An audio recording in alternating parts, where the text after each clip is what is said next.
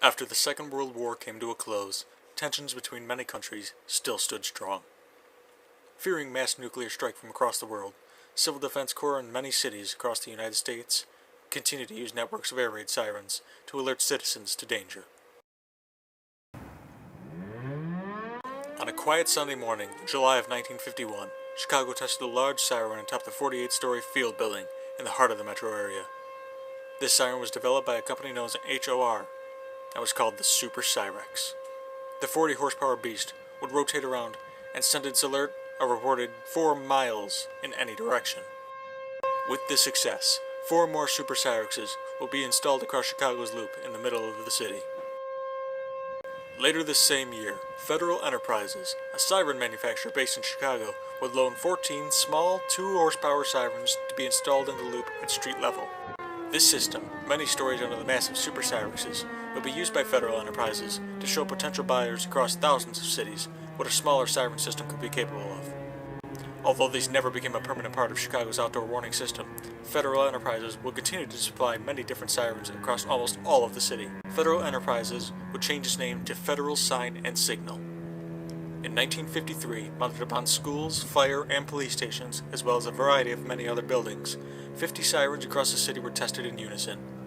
These sirens included many of 4 models developed by Federal. One of these 4 types was the STL-10. STL stands for Single Tone Low, as opposed to Federal's similar siren, the STH, or Single Tone High, 10-horsepower siren. The STL-10 was an omnidirectional unit that utilized 7 chopper port assembly with horns to project the sound far and wide.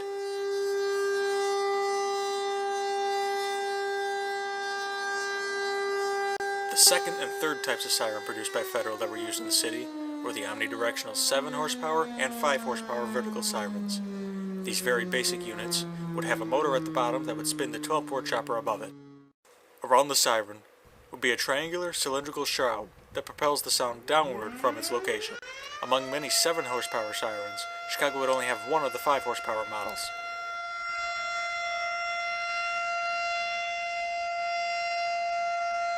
The fourth and most abundant of Chicago's Federal sirens was the Thunderbolt 1000.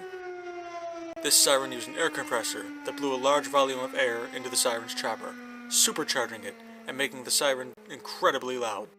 The head of the unit used a large horn to direct the sound and would rotate 360 degrees to alert anyone in all directions.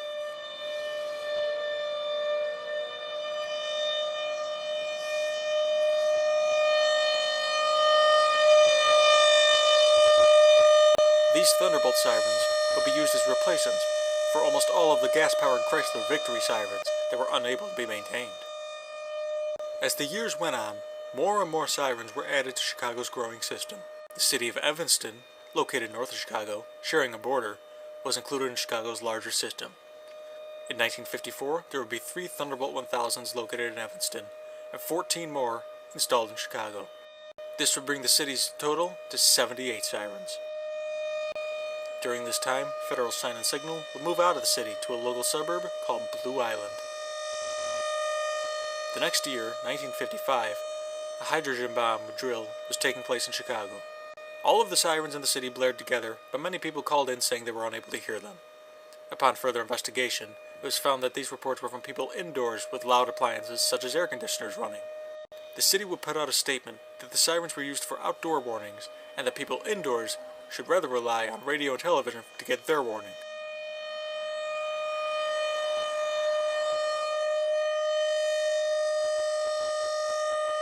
Far too often in Chicago do the sirens go off for anything other than a test. Though everyone is grateful they never came under an actual attack, many were displeased to be spooked in January of 1954 when an HOR Super Cyrex was accidentally activated atop the North American building on Canal Street.